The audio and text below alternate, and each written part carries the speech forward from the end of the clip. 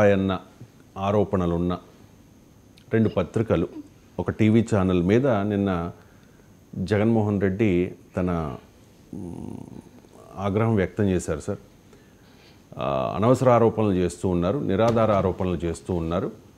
48 గంటలు సమయం ఇస్తూ ఉన్న క్షమాపణలు చెప్పకపోతే 100 కోట్లకు పరువు నష్టం దావా వేస్తాను అని చెప్పేసి ఒకసారి బయట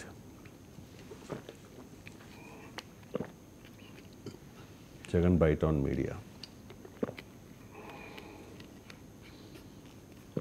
నాడు ఆంధ్రజ్యోతి ఇంకా టీవీ5 ఇంకా ఈ ఎల్లో మీడియా గురించి నేను చెప్పాల్సి వస్తాను. ఇంకా వీళ్ళకు తోడు తందన అంటూ చంద్రబాబు నాయుడుకు సంబంధించిన ఆయన ఎల్లో గ్యాంగ్ సభ్యులు, ఆయన పార్టీయే కాకుండా ఆయన ఎల్లో గ్యాంగ్ సభ్యులు ఇతర పార్టీలో ఉన్న వాళ్ళు, హాఫ్ బేక్డ్ నాలెడ్జ్, సగం సగం తెలిసి సగం సగం తెలియక చంద్రబాబు నాయుడును మాత్రమే మోయాలన్న తాపత్రయం, ఏం చేసైనా సరే జగన్ మీదని బుడత సల్లాలా అనే యావా ఈనాడు ఆంధ్రజ్యోతి ఇంకా టీవీ5 ఇంకా రైట్ సార్.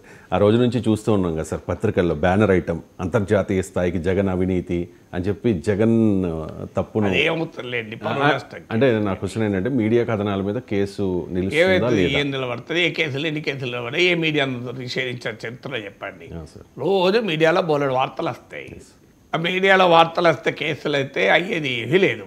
ఇది కూడా ప్రాసెస్ ఆఫ్ పాలిటిక్స్ అంతే. పొలిటికల్గా కంటెస్టేషన్లో భాగంగా పరువు నష్టం కేసులు పెడతారు, లీగల్ నోటీసులు ఇస్తారు. అల్టిమేట్గా అవన్నీ కాదు. అల్టిమేట్గా ఇప్పుడు జగన్మోహన్ రెడ్డి పరువు పోయిందా పోలేదా అన్నది ఇష్యూ కాదు. ఇష్యూ వల్ల అదానీతో కుదుర్చుకున్న ఒప్పందంలో ముడుపులు ముట్టాయా లేదా, అదానీ ఇచ్చాడా లేదా, ఈ ప్రశ్న మీకు ఈ ప్రశ్న మీడియా కూడా అడుగుతా, కొంత సెలెక్టివ్గా అడగకపోతే తప్పు కదా. తెలుగుదేశం పార్టీ అయినా వాళ్ళ అనుకూల ఈకో సిస్టంలోనైనా జగన్మోహన్ రెడ్డి పైన ఫోకస్, అదానీ పైన ఫోకస్ లేదు.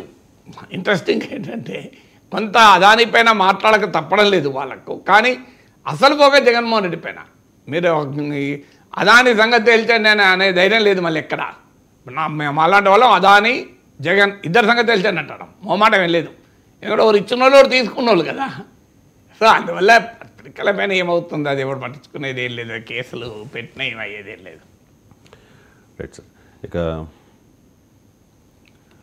నవంబర్ 29, 2009